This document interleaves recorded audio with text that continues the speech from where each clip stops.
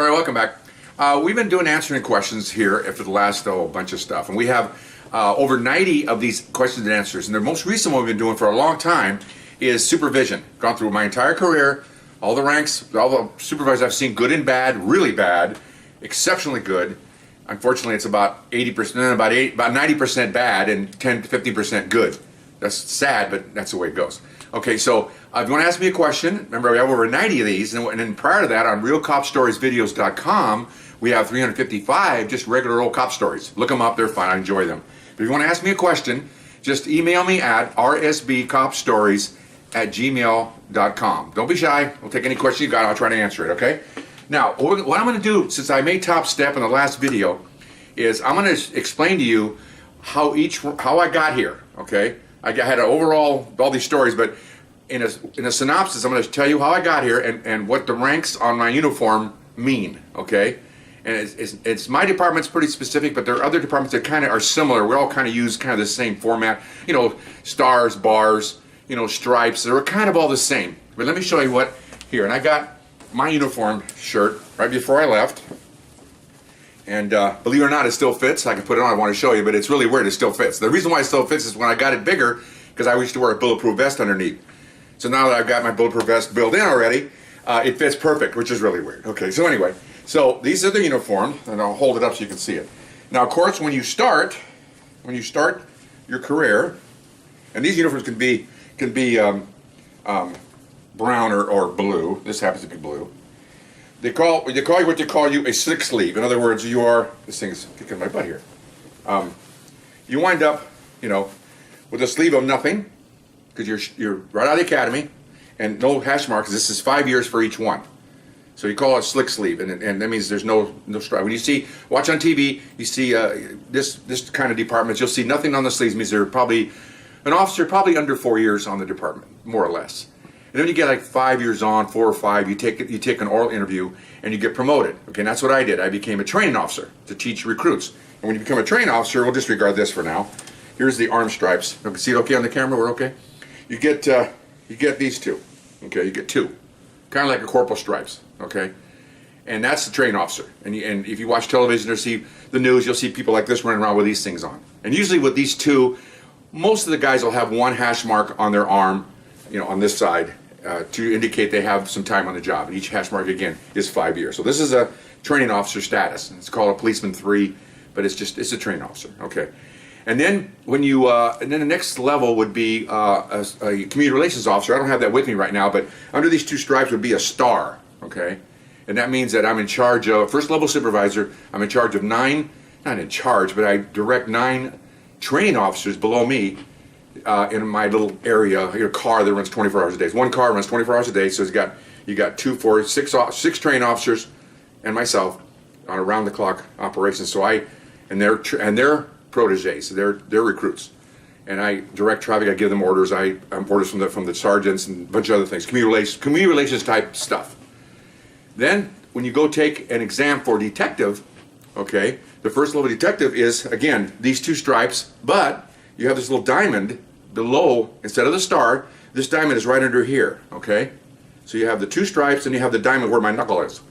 And that indicates anybody else, fellow officers, usually the public doesn't know that, but fellow officers will look and say the guy's a detective, okay? And then of course you look at the badge, because the badge is pinned, you know, on this side of the shirt, little badge holder here, okay? That's where the badge is. So usually you'll see that, you know, if you do it, the only time you need this when you're doing an operation where you're trying to determine who does what to who. In other words, like you're going to book bodies, so the training officer will book the bodies. Then you have detectives. You can walk over if you were working in the office, and you can see that, oh, those are detectives, so they're the ones that are going to handle the follow-up. They're the ones going to handle the interviews with the witnesses and interviews with the suspects. Okay, so that helps the patrol guys kind of know who's who in the zoo here, because when you have an operation, big or small, you're going to have areas of responsibility, and so that way they know where their responsibility is, and they want to look for detectives. So that's where that comes from. Okay, so the I'm getting asked here, should I show my badge? I probably shouldn't, because it could trace who I'm at. But nice request. I thought about that. I thought, no, that's okay. Okay. So anyway, so that's and then to back up, when you make I'm talking about supervision now. I'm already a policeman. and I mentioned a lot of this, but when you make Detective 1, first level, you handle like, burglaries, assaults. That's the person with the 2 and the little diamond, okay? First level detective. And you handle, when you work narcotics, you handle cases, informants, you assist supervisors with interviewing people, suspects. If you're a table detective, you go out and investigate burglaries, women getting assaulted. Those are what you do as a first level detective. Some of it's pretty bad. A lot of it's not enjoyable because it's basically desk duty and pushing paper. Stack A to stack B. That's all you're doing. And I didn't want to do that. That's pretty mundane work. And a lot of guys like it. We get nights off, weekends off, holidays off. Hey, come on. Guys want to work that, and that's fine. I've always been I want to get out and do stuff. Okay, so when I made that first one, I went to narcotics and I stayed in there. Okay, then years later, I made the first level supervisor. Okay, and that is basically 3 stripes, kind of like your military sergeant, with this little diamond will stay under there because I'm a detective. Okay, if you become a regular sergeant, you'll just have the 3 stripes in patrol and you won't have that little diamond. And again, they put that diamond out there, I think, to identify. Again, when you go to an operation and people are in uniform, sergeants and patrol can know who to go to for detectives, because there's all these guys running around with stripes, and how would you know who's going to be the detective and who's going to be the supervisor, sergeants? And they're equal level, they're equal rank, equal pay, they're equal guys. So it works out for the department, because most of the time the citizens don't know, they just want an officer. They see a guy with the stripes, they don't really care. Maybe they want a sergeant, but most of the time they want to talk to somebody, and that's fine. The public doesn't need to know all this rank. It's just all internal stuff. Okay, and those mid-level supervisors they assist in running squads for the top level. They're supervisors, so they give out booking approval to arrest. If officers come in and want help with an arrest, they can do that. At tables, they assign, they have people working under them that work, again, burglary, robbery. They handle those calls. They'll be the ones that will be interviewing the suspects and signing the booking approvals to arrest them. Okay, or to book them. There's arresting, then there's booking, and then there's filing charges. All different things going on here.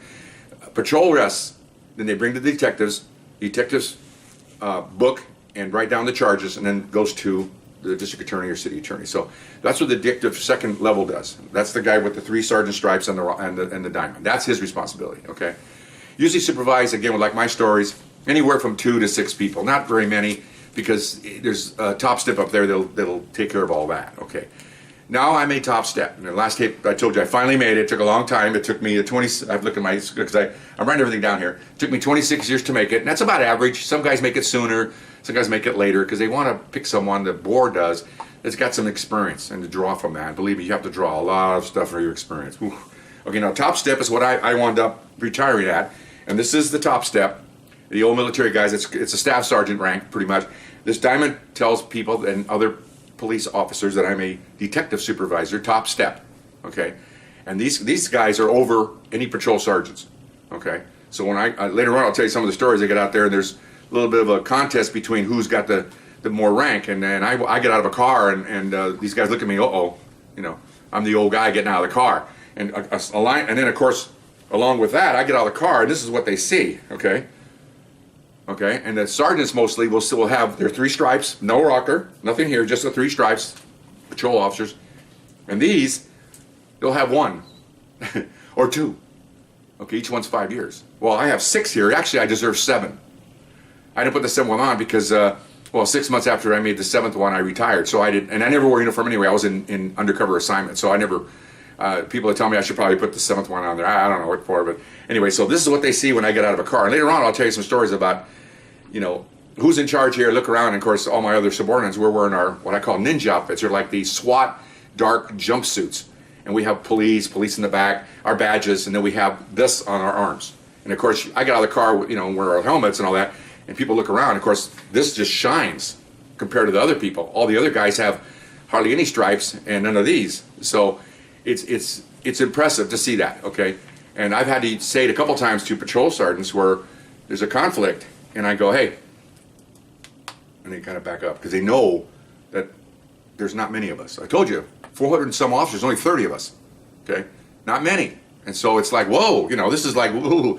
A lot of horsepower there, and I like it because you get to do a lot more things. You can have more ways to influence lieutenants and captains and fellow supervisors to get things done what I consider the right way or the safest way. And you get a lot of young guys that want to try, reinvent the wheel, and you tell them that's not going to work. Oh, why not? Oh, we've done it before.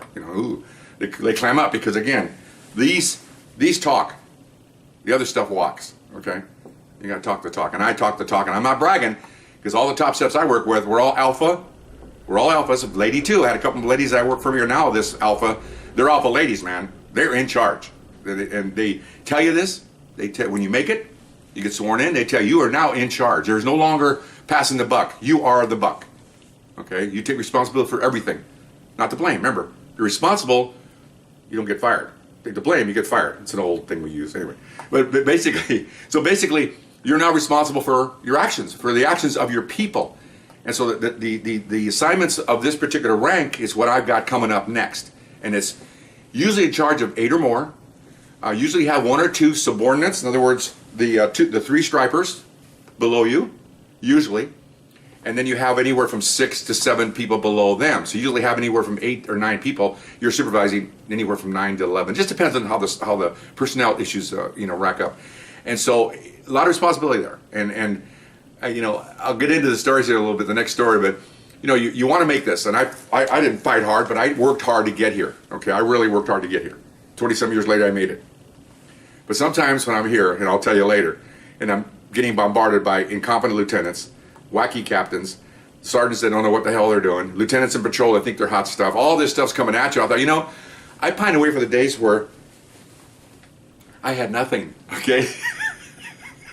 I could sit in the car with my partner and say, let's go out and arrest somebody. That's all we got to do. Let's go write 5 tickets each. That's it. That was our agenda for the night, because that's all you're asked to do. So and so sometimes we'll sit there. I bounced off a lot of my top step stuff with my subordinate supervisor. A really good guy. He passed away a couple years ago. God bless him. But we bounce off, and I tell him, man, I wish there was some times I could just sit in the car, be one-dimensional. Go out and get a dope guy. Beautiful. You don't have to worry about pressures and audits and people coming at you and people asking for jobs and having to discipline adults and having to, but I'm here. I earned it, and I worked for it. That sponge I told you about when I started out of the academy, about this big, that son of a gun is almost full. I got everything I need to know for my specific, I don't know everything, nobody knows everything, but for my specific world where I work in, and my specific assignment, that son of a gun is full. And the next 9 years, I'm drawn from it, because I put it in there for later, okay? Including supervision. That's huge in there. Because I kept all the good. I brought the bad in too, but I shoved it off to the side so I can compare and say, I'm never going to do that again. I'm never going to do that with that. I'm never going to do that. I'm never going to do that. And you'll see later on, simple things like I come to work and say good morning to everybody. My boss, top step, never did that. Things like that. What's up with that? I know we're all human beings here, but at that time we only had 6 of us working for him. He never said good morning. You just come in, we're going to do this with that. See you guys out there, and off he goes. I thought that was horrible. And then when 2 of us promoted, he didn't say like, congratulations, good job. He just says, hey, you made it, all right, and he walks out. Really? I'm fighting my butt off to make this next first level supervisor. I don't know where that's just, it turns out that he was that way. He kind of, didn't bother him what you one way or the other. Well, aren't you supposed to be empowering your people? Aren't you supposed to be teaching your people to promote, to do better, to pass you? Seriously. My dad told me his goal in life was to make sure we had 4 of us, 3 girls and me. His goal in life, he didn't talk much about that, but he says, I want you to do better than me. That's all he said. I want you to have better jobs. I want you to enjoy life better. I want you to enjoy yourselves, because him and my mom lived through the Depression, so they, for them, a loaf of bread and a cold glass of milk was something, okay? But that's what he wanted. And so I felt I did it, and I felt at the time when I wasn't that high that these guys should be helping me promote, because they're not going to be around forever. 2 or 3 years, they're retired, and you should be helping. So the next generation comes up, and the next one. That's what I did. So getting off a tangent here, but anyway, so there's the ranks, and really happy I can actually fit in this thing, which is really amazing, because I had some vice pants back in realcopstoriesvideos.com, polyester, really horrible looking disco pants. I can barely put one leg in, okay? I was back in the mid-70s where disco was king, and I can't even get a leg in. That's how big I've gotten, okay? But I think polyester shrunk. Is that right? Polyester does shrink, right? Yeah, they're on underheads. Thank you for being so gratuitous. I appreciate that. Okay, so anyway, so there's the ranks for you, and so you know what we're coming from. Of course, the right side has no hash marks, and the left side has the what I call the ammunition to impress people. And I didn't do it to impress people. I did it to let them know who's in charge, because, again, later on I'm going to tell you, I'm a screening process, and I'm there to screen my people away from anybody else. which includes lieutenants and captains. Okay, they pay me to be the guy in charge. I'm going to be in charge. Okay? Okay, because I remember Halsey said, if you're in command, command. Okay, I'm in charge, I'm in charge. That's what these stripes did. That's what making top step. So I'm out of time on this one, but I said what I wanted to say, and we'll come back in a few minutes. Bye-bye.